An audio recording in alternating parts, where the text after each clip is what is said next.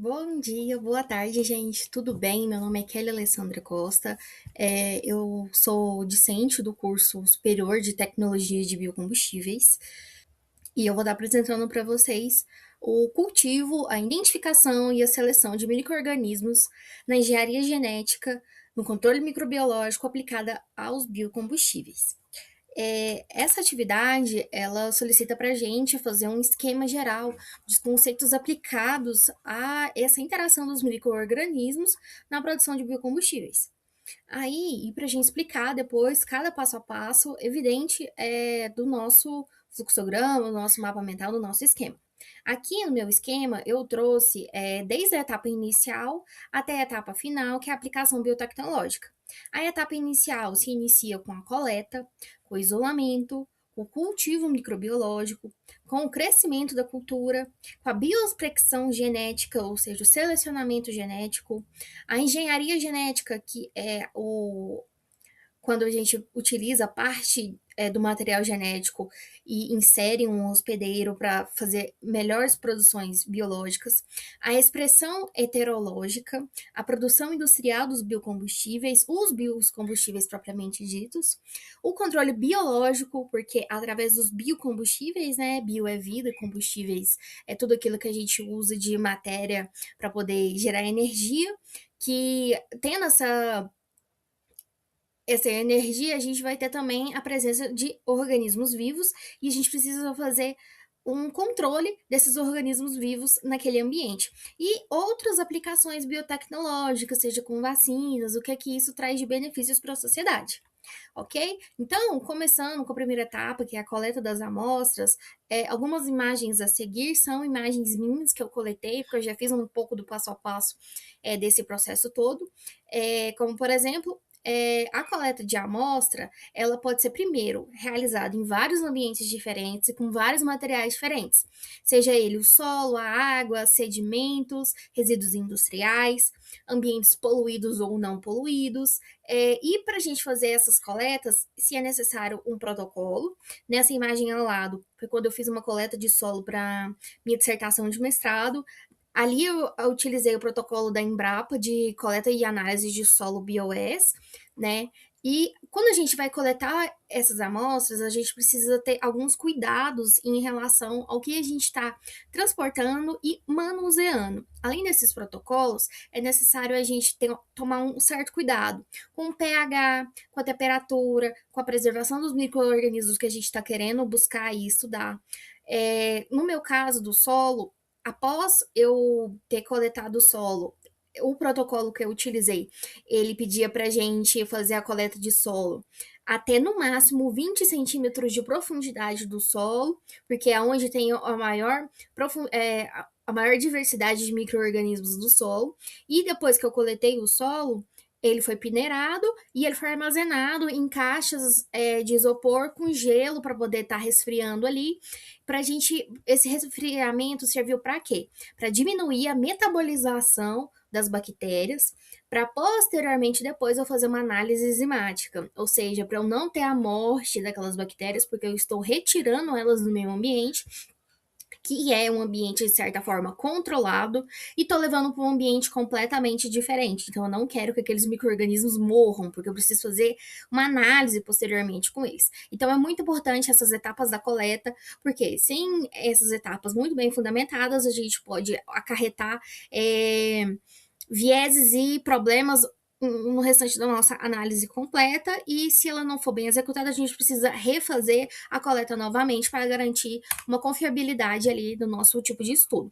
Quando depois da coleta, do armazenamento, tudo correto, a gente leva essas amostras para o laboratório, e no laboratório a gente faz um tipo de isolamento, que ele é feito dentro da câmara de fluxo, no ambiente que não pode ocorrer nenhum tipo de contaminação. Esse isolamento, ele também vai depender do tipo de micro-organismo que eu estou trabalhando, ele vai precisar, como por exemplo, de um meio de cultura. Esse meio de cultura, ele pode ser de vários tipos diferentes. Por exemplo, o da imagem, ele é um meio de cultura de batata, ou seja, que ele é formado a, por potato agarose, né? E Por que que ele é feito de batata, ele pode ser feito de tomate, ele pode ser feito de vários tipos de materiais diferentes. Porque esse meio de cultura, ele vai servir como uma forma de reserva de nutrientes para aqueles micro-organismos. Porque esses indivíduos, esses micro-organismos, eles precisam se alimentar, se proliferar e crescer. Para posteriormente a gente isolar cada um deles, formar uma colônia e a gente separar aqueles organismos que a gente precisa trabalhar. E eles precisam absorver esses nutrientes para poder estar crescendo. Alguns organismos são mais fáceis cultiváveis do que outros, e é um processo que ele precisa ser feito, principalmente do ambiente que não vai haver nenhum tipo de contaminação, então precisa de ter um manejo correto, né? Sempre dentro de uma câmara de fluxo. E o isolamento, ele pode ser feito da seguinte forma. No caso do solo, depois que você coletou o solo no ambiente, você vai ter que fazer uma suspensão de solo ou uma solução mãe, né? Uma suspensão. O que significa isso? Pesar uma certa quantidade daquele material e diluir ele em TUI, que é basicamente soro fisiológico, que é uma solução que, quanto mais a gente dilui ela, mais fácil fica para a gente analisar depois. Porque se a gente utilizar ela de forma concentrada, na hora da análise, alguns organismos podem acabar sobrepondo uns aos outros dentro da colônia e a gente não consegue quantificar ou fazer uma análise mais detalhada.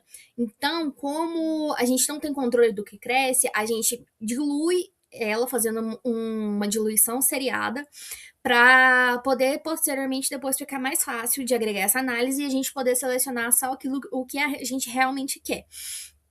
Aí a gente faz várias diluições uma após a outra, com 9 ml de TUI e 1 ml da solução mãe ou da suspensão mãe. Depois a gente pega essa suspensão, leva até o meio de cultura na placa de Petri, adiciona ela dentro da câmara de fluxo, atrás da chama de Poulsen, e a gente pipeta, usa uma alça de Drygalski para poder fazer para ter certeza que a solução ela chegou em todos os pontos dentro da placa de Petri, e posteriormente a gente vai pegar esse meio de cultura e deixar ele incubado numa BOD, numa temperatura ambiente. Por quê? A gente vai estar tentando simular um ambiente favorável como seria no meio ambiente normal. Vai depender do micro-organismo, mas nesse caso eu estava trabalhando com fungos do solo, e para esse caso ele precisava ficar em 28 graus. Esse período de incubação varia de micro-organismos para organismo, e nesse caso ele ficou de 7 a 15 dias incubado, e eu fui fazendo as análises até o 15º dia. A parte do crescimento foi o que eu falei. Quando esses 7, 15 dias de crescimento, a gente precisa olhar bem, porque, por exemplo, os fungos do solo, eles crescem muito rápido. Então, a cada dia que eu fiz o acompanhamento, havia um crescimento diferenciado, de um tamanho diferente na placa. E quanto mais eu demorasse para fazer os repiques, que é o que a gente chama, que é o ato da gente tentar fazer o primeiro isolamento do organismo que a gente quer estar trabalhando, com a parte que a gente quer estar trabalhando. Nesse caso aqui, esse meio de cultura foi o meio de cultura que eu fiz, de um Passeriformes, que é um fungo do solo, e aí ele já tinha cerca de 20 dias de crescimento. E esse meio de cultura, ele tenta replicar também alguns tipos de fatores que vão influenciar no crescimento. Então, a gente sempre tem que estar muito atento à temperatura, ao pH, se o organismo vai conseguir sobreviver à pressão osmótica, que seria a quantidade de água que está no ambiente, se ele precisa de água para sobreviver ou não, se ele precisa de oxigênio ou não para sobreviver, porque existem muitas bactérias que não utilizam oxigênio como sua primeira fonte principal de energia. E nesse caso aqui, eu consegui fazer uma lâmina para a gente estar visualizando os conídeos, né, deste fungo, e assim a gente acompanha o crescimento, porque os conídeos, eles são esporos, um esporo muito pequeno do fungo, e ele é um estágio de desenvolvimento do fungo. Então, o conídeo, ele é produzido por uma parte reprodutora chamada codinióforo, e quando a gente visualiza ele no microscópio, a gente entende qual é a viabilidade de utilizar esse tipo de micro-organismo para trabalhar em algum tipo de pesquisa, que a gente consegue fazer algum tipo de quantificação pela quantidade de conídeos que a gente está vendo na lâmina. Então, o crescimento ele é uma parte fundamental para esse processo. Agora, depois de crescido, a gente vai trabalhar na parte de biospecção. O que significa isso? É a gente identificar quais micro-organismos a gente está trabalhando e quais genes são interessantes para aquilo que é o nosso objetivo principal, que é um fim biotecnológico, né? A gente pode fazer isso principalmente por PCR, aumento do DNA e polimerase, vários tipos de técnicas diferentes. Mas o fundamental, o objetivo principal é separar o micro-organismo que a gente quer estudar, obter culturas puras, ou seja, que não há contaminação, que não há mistura de espécies entre uma colônia e outra, encontrar os genes que a gente quer utilizar, se ele é um gene mais propenso a atuar na biorremediação ou qualquer tipo de função existente. Descobrir novas enzimas, por exemplo, no caso dos fungos, eles secretam enzimas para fazer digestão do material orgânico, atuar em novos metabólicos, porque cada tipo de organismo tem um metabólico diferente, e ver em qual tipo de aplicação que a gente pode estar utilizando aquele micro-organismo. Isso contribui para quê? Por causa da engenharia genética. Na engenharia genética, ela tem várias funções que a gente pode estar utilizando. Uma delas é enzima de restrição. Por quê? Depois que a gente utilizou aquele micro-organismo na bioprospecção, a gente pode cortar aquele DNA e utilizar só aquela parte que a gente estava querendo. A gente pode clonar e copiar genes, por exemplo. Eu achei a parte do DNA que eu quero e eu preciso multiplicar a quantidade de DNA que eu tenho. Com a clonagem gênica, você consegue fazer isso. A gente pode ver a combinação de genes, o que acontece se eu alterar um alelo ou outro, um gene ou outro. A gente pode gerar modificações genéticas, gerar mutações, colocar coisas do meio ambiente, por exemplo, calor, temperatura, para verificar como aquilo vai estar atingindo aquele gene, fazer, por exemplo, uma eletroforese, que é a separação e a segmentação dos fragmentos de DNA, para a gente ver as melhores aplicações que aquele fragmento ele pode estar trazendo para a gente, como, por exemplo, produção de proteínas, que são fundamentais para fazer vacinas, a produção de hormônios, que são, por exemplo, fundamentais para pessoas que sofrem de diabetes, como na produção de insulina, produção de enzimas industriais, que são catalisadores de reações químicas que aceleram processos, como, por exemplo, o processo de oxidação e etc. Produção de vacinas até para agropecuária, produção de inseticidas, fungicidas e etc. E todas essas aplicações, elas precisam passar antes num processo que é chamado de expressão heteróloga. O que significa isso? Quando a gente utiliza aquele micro-organismo, a gente primeiro precisa transferir aquele gene para um hospedeiro para verificar como que é a ação do meio e como aquele micro-organismo reage em um organismo vivo, não só de forma isolada, não só trabalhando apenas o DNA. E os hospedeiros mais utilizados que a gente tem são as bactérias e os fungos, sendo eles leveduras ou filamentosos. As bactérias, as duas principais são a Escherichia coli e a Bacillus SSP, né? E os fungos do tipo levedoriforme, a gente tem a Saccharomyces cerevisiae e a Pichila pastores. Já de fungos filamentosos, a gente tem o Aspergillus. Então, se a gente consegue associar aquele DNA que a gente recortou, que a gente copiou, que a gente mudou para dentro de um organismo, para dentro de um hospedeiro, a gente consegue ver como que esse pedaço de DNA ele vai estar atuando dentro de um organismo por completo, para depois a gente tentar replicar isso numa escala um pouco maior. Essas vantagens, porque facilita a maior produção, a gente consegue depois replicar em uma larga escala, tem um menor custo, é muito mais viável você colocar aquele DNA, aquele processo todo que a gente fez anteriormente, dentro de uma levedura ou dentro de uma bactéria, porque é baixo custo, é um produto muito barato e é um produto que tem um ciclo de vida mais rápido ainda. Então é muito rápido, é muito fácil você fazer colônias de bactérias e colônias de fungo. E a facilidade do cultivo. Então, você só precisa de uma placa de Petri e um meio de cultura para você poder ali produzindo o seu objetivo. Agora, mas como que isso associa na produção de biocombustíveis? Isso associa de uma forma que Os biocombustíveis, como eu falei, bio é vida, combustíveis é tudo aquilo que gera energia na nossa sociedade atualmente. Então, é a correlação direta entre essas duas estruturas. E quando a gente fala de bioetanol, biogás, biodiesel, biohidrogênio, a gente utiliza os micro-organismos e, através dos micro-organismos, o subproduto é o biocombustível. Então, por exemplo, através de fermentação das leveduras de açúcares, a gente consegue o bioetanol. Através da digestão anaeróbica, ou seja, aquela digestão que não possui oxigênio, de bactérias metogênicas, a gente consegue gerar o biogás.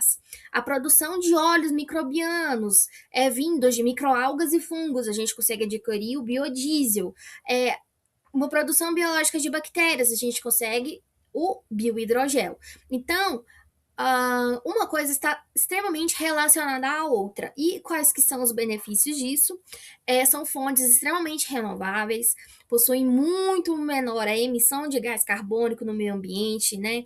Porque o gás carbônico, ele é o gás que mais ocasiona o efeito estufa. E a gente tem um melhor aproveitamento de resíduos, resíduos químicos, resíduos do ambiente. A gente pode tentar trabalhar numa biorremediação também. E agora, o controle biológico. Como a gente atua diretamente nos micro-organismos que estão presentes nos combustíveis, que o subproduto é o combustível, o controle biológico é extremamente importante. Como a gente está tentando trabalhar em larga escala, a gente não pode ter um produto que ele pode ser infeccioso, que pode ser entomopatogênico, carcinogênico, porque vai ser manuseado por vários indivíduos e por várias pessoas até chegar no produtor final. E para garantir um selo de qualidade, a gente tem que evitar contaminações, a gente precisa garantir a qualidade do nosso produto, ou seja, que todas as escalas que vão ser produzidas, elas vão ter a mesma eficiência desde a primeira, e a gente precisa aumentar o rendimento industrial, porque rendimento é melhor custo-benefício e menor preço. Preço menor chega melhor ao consumidor final, o consumidor final tem um melhor aceite em relação às outras formas que a gente tem no mercado de geração de energia. Tendo esse melhor reconhecimento, a gente contribui menos com o aquecimento global e é melhor para o planeta. Então, esse controle biológico, além dele impactar em todos os níveis dessa cadeia, ele pode ser feito de várias formas diferentes, né? Por exemplo, métodos físicos, como calor úmido, autoclavagem, calor seco, que é feito na estufa ou por incineração, radiações UV, que desinfectam as superfícies, radiação ionizante, que vai esterilizar os materiais, e os métodos químicos, como, por exemplo, desinfetantes, antissépticos, sanitizantes, porque eles vão garantir um equilíbrio entre a colônia que a gente vai estar trabalhando. Para no final a gente reunir todas essas informações e a gente ver que nas aplicações biológicas é extremamente importante, principalmente na saúde, na produção de vacinas, de antibióticos, de insulina, na indústria, na produção de enzimas que são catalisadoras, na produção de alimentos fermentados, como, por exemplo, queijo, iogurte, cerveja, vinho, a produção de bioplástico, que é um plástico que se degrada de forma mais natural no meio ambiente, na agricultura, principalmente na produção de biofertilizantes, controle biológico, na produção de inseticidas, de fungicidas, e principalmente para o meio ambiente, né? A biorremediação, a capacidade que os micro-organismos têm de estar, de certa forma, filtrando e limpando aquele ambiente, consumindo a poluição ou consumindo gás carbônico, que está muito presente naquele ambiente. Tratamento de esgoto também, que é a retratação de matéria orgânica em ambientes fluidos, recuperação de áreas contaminadas. Então, existem muitas aplicações que a gente pode estar utilizando, não apenas para os biocombustíveis, mas como outras áreas da nossa sociedade também.